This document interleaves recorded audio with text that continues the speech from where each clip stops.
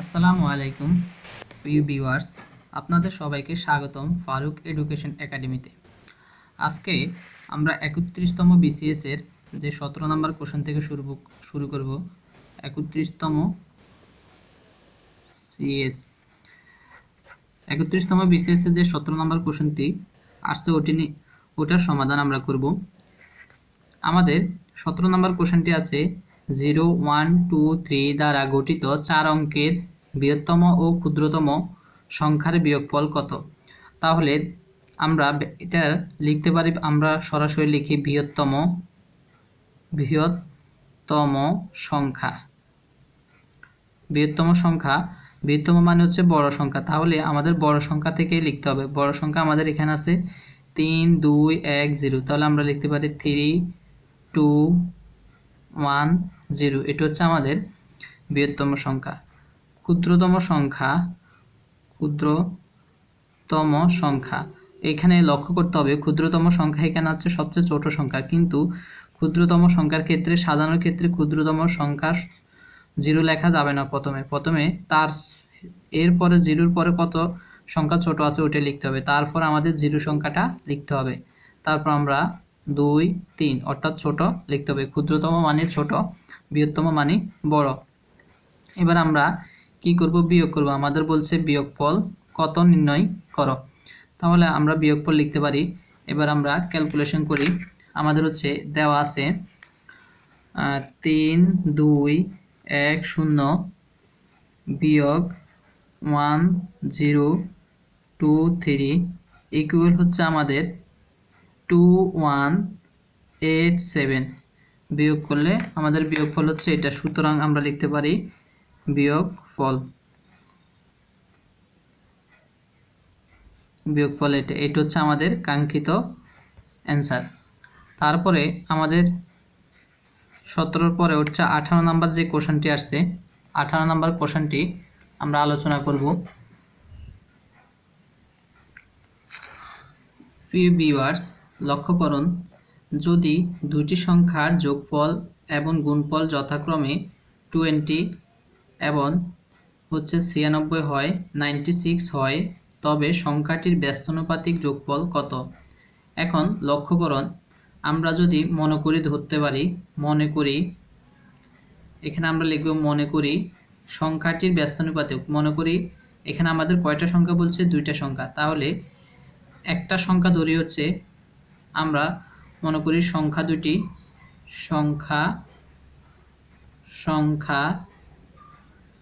দুইটি হবে, আমরা হবে এটা ধরে নিব এ, এবং আরেকটা ধরে নিব ভি। এ এবং আমরা ভি ধরে নিলাম, একটা সংখ্যা হচ্ছে এ, আরেকটা সংখ্যা ভি ধরে নিলাম।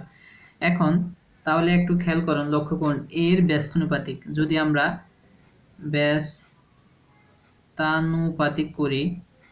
ব্যস্তানুপাতিক করে দেখেন, এখানে যে এটা আছে এর ব্যস্তানুপাতিক মানে হচ্ছে উল্টো, এর উল্টো হচ্ছে 1/a। ব্যস্তানুপাতিক মানে হচ্ছে 1/a। তাহলে বলেন তো, তাহলে ভি এর ব্যস্তানুপাতিক হবে 1/b। এখন আপনারা যদি বলে সি এর ব্যস্তানুপাতিক 1/c হবে। এখন আমাদের তিনটা বলেন, এখনো বলছে দুইটা রাশি, তাহলে আমরা কি করব, লক্ষ্য করুন, তাহলে এর ব্যস্তানুপাতিক হচ্ছে 1/a, বি এর ব্যস্তানুপাতিক হচ্ছে 1/v। তাহলে আমি এখান থেকে করে দিই, দেখেন লক্ষ্য করেন, আমরা লিখতে পারি সুতরাং এখন এই 1/a, এখানে এই 1/a যোগ করতে বলছে, দুটি সংখ্যার যোগফল, তাহলে হচ্ছে যোগ করতেছি আমরা, তাহলে 1/v। এখন আমরা কি করব, দেখেন হর দিয়ে ভাগ, লব দিয়ে গুণ, a আর a v এর লসাগু হচ্ছে a b, এ দ্বারা এটা ভাগ করলে হচ্ছে 1 আর থাকে b, তাহলে আমরা লিখতে পারি b প্লাস b দ্বারা b ভাগ করলে আরও থাকে a দ্বারা 1 রে গুণ করলে হচ্ছে a হবে। তাহলে লক্ষ্য করেন এখানে a আর b গুণাকার আছে, তাহলে বলছে যোগফল এবং তাদের গুণফল যথাক্রমে কত, 20। এখন হচ্ছে এ যোগফল কত বলছে, যোগফল হবে 20। দেখেন এ b প্লাস এর মান হচ্ছে 20, আর a ইন্টু b এর মান হচ্ছে 96। আমরা শুধু মানটা বসিয়ে দিই এখানে, যদি বসিয়ে দিই, তারপর আমরা কাটাকাটি করি, যদি আমরা 4 দিয়ে কাটাকাটি করি, 4 5 20, তাহলে আমাদের এখানে 5 আর হচ্ছে আমরা যদি 4 24 96 আর এখানে হচ্ছে আমাদের 24, এটা হচ্ছে আমাদের কাঙ্ক্ষিত ফলাফল। তাহলে ভিউয়ার্স আমরা নিশ্চয়ই অঙ্কটি বুঝতে পেরেছি, আমাদের ব্যস্তানুপাতিক বলছে এজন্য। তাহলে আমরা দুইটি সংখ্যা ধরে নিলাম, এ ভি ব্যস্তানুপাতিক হচ্ছে এর ব্যস্তানুপাতিক 1/a, ভির ব্যস্তানুপাতিক 1/v। এখন এ 1/a 1/v আমরা যোগ করছি, এবার এখানে লসাগু করছি। তারপর আমরা এখানে মান বসে দিই, বি প্লাস এর মান হচ্ছে, দেখেন বি প্লাস এর মান হচ্ছে 20 বসাইলাম, আর এ বির মান হচ্ছে 96। তারপর আমরা স্বাভাবিক নিয়মে কাটাকাটি করলাম, কাঙ্ক্ষিত ফলাফলটি পেয়ে গেলাম। প্রিয় ভিউয়ার্স, আমাদের পরবর্তী অঙ্কটি হচ্ছে 19 নাম্বার। লক্ষ্য করুন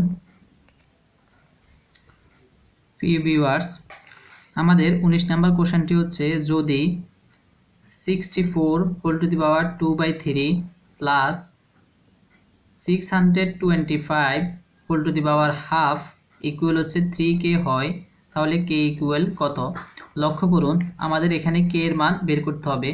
তাহলে আমরা সুতরাং দিয়ে অঙ্কটি ব্যাখ্যা সহকারে করতেছি, পূর্বে প্রশ্নটি উঠিয়ে নিই। এখন এখানে হচ্ছে প্রশ্নটা লিখলে 625 হোল টু দি পাওয়ার হচ্ছে হাফ ইকুয়াল হচ্ছে আমরা কে 3k, এটা বলা হচ্ছে আমাদের এখান থেকে k এর মান নির্ণয় করতে হবে। খেয়াল করুন আমাদের এখানে যে 64 আছে, এখানে আমরা এই 64কে লিখতে পারি 4 কিউব, অর্থাৎ 4 কিউব। এখানে এই 4 3টা গুণ করলে 64 হবে, আর আমাদের উপর আছে 3/2 প্লাসের প্লাস। তারপরে এখানে আছে 625, অর্থাৎ আমরা যদি এই 25 কি করতে পারি, এখানে খেয়াল করুন আমরা লিখতে পারি এই 25 স্কোয়ার, আর উপরে হাফের হাফ, আর এখানে সমান 3k।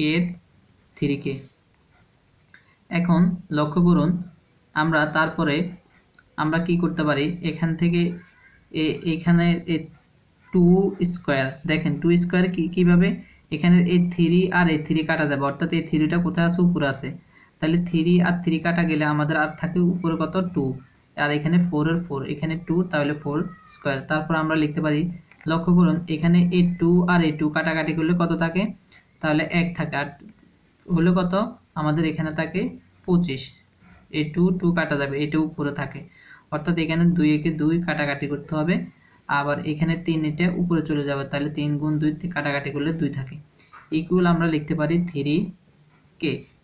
তারপর লক্ষ্য করুন আমাদের হচ্ছে 4 স্কোয়ার মানে 2টা 4 গুণ করলে হচ্ছে 4 4 16, আর হচ্ছে 25 ইকুয়াল হচ্ছে 3k। এখন আমরা কি করব, এখানে এই 16 আর 25 যোগ করব, 16 25 যোগ করলে হচ্ছে 41 41, আর হচ্ছে 3k।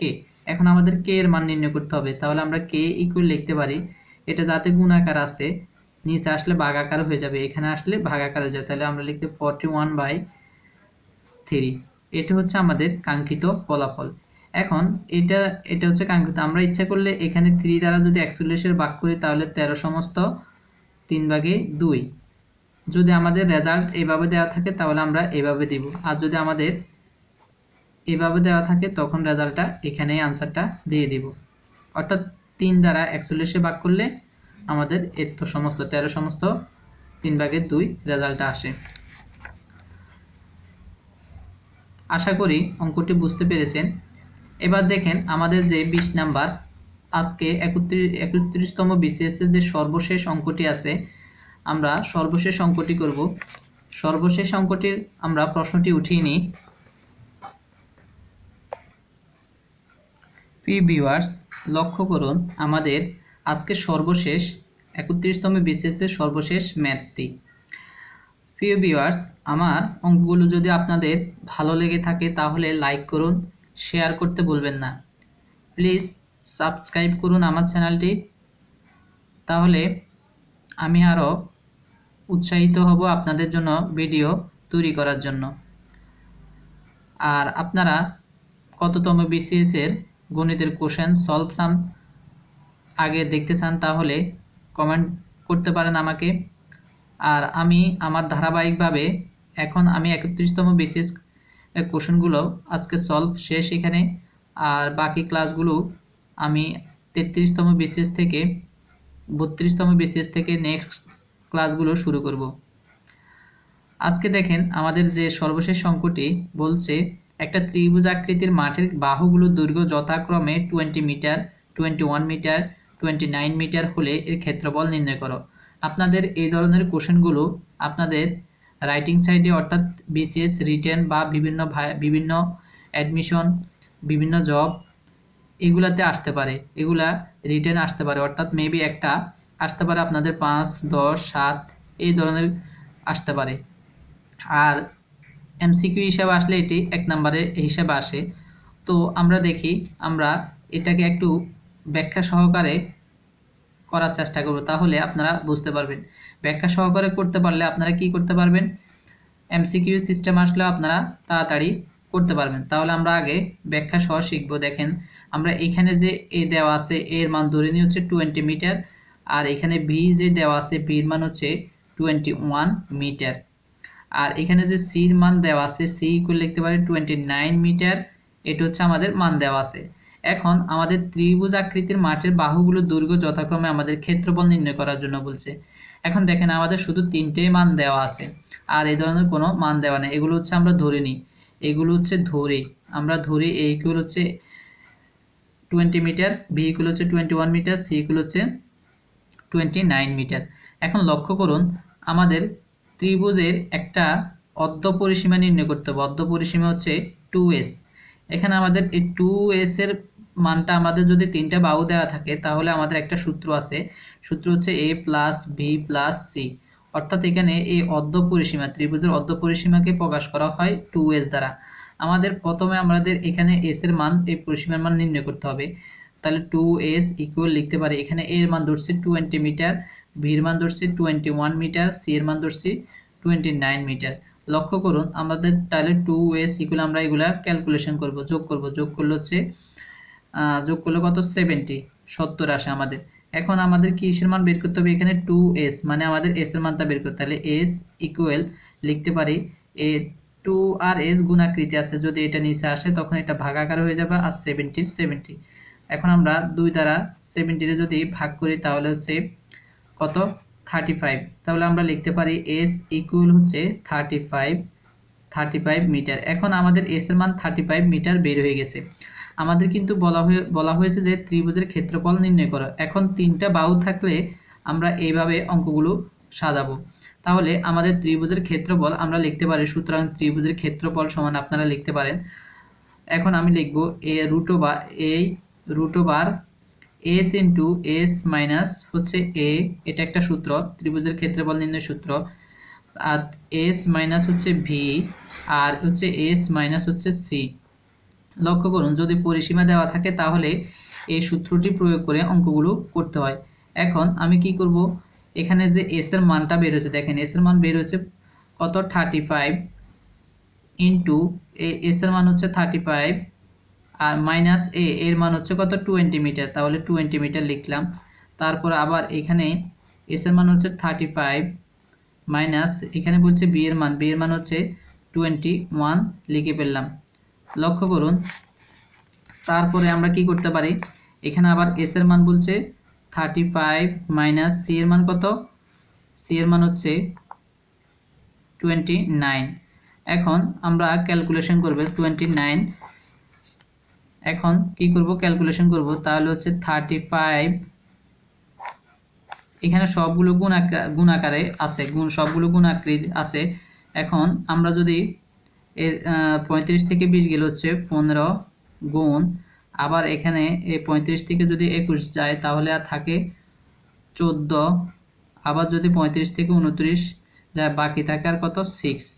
এখন আমরা ক্যালকুলেশনে এই অঙ্কগুলো করব, ক্যালকুলেটারে অঙ্কগুলো উঠাবো, মান উঠাবো, সবগুলা গুণ করব। আমরা উঠাতে পারি, একসাথে করতে পারি রুট দিয়ে, যে হচ্ছে কত 35 গুণ তারপর হচ্ছে 15 গুণ তারপর হচ্ছে 14 গুণ 6। এখন তাহলে 35 15 হচ্ছে 14 আর হলো 6, রুট ওভার দিয়ে দিলাম। তাহলে ক্যালকুলেশন করলে আমাদের আসে 210 রেজাল্ট আসে। এটা হচ্ছে আমাদের কাঙ্ক্ষিত ফলাফল। তাহলে আমাদের ত্রিভুজের ক্ষেত্রফল কত বলছে, সবগুলো দেওয়া আছে, তাহলে ত্রিভুজের ক্ষেত্রফল হবে এত মিটার, মিটার স্কোয়ার, অর্থাৎ ক্ষেত্রফলের একক হচ্ছে, আবার হচ্ছে এখানে যে ক্ষেত্রফল তাহলে হচ্ছে বর্গ মিটার, এখানে হচ্ছে বর্গ মিটার হবে। তাহলে আমরা এম স্কোয়ার মানে হচ্ছে বর্গ মিটার। প্রিয় ভিউয়ার্স, আজকের মতো ক্লাসটি এখানে শেষ করতেছি। সবাই ভালো থাকেন, সুস্থ থাকেন এই কামনা করি। আসসালামু আলাইকুম ওয়া রাহমাতুল্লাহ।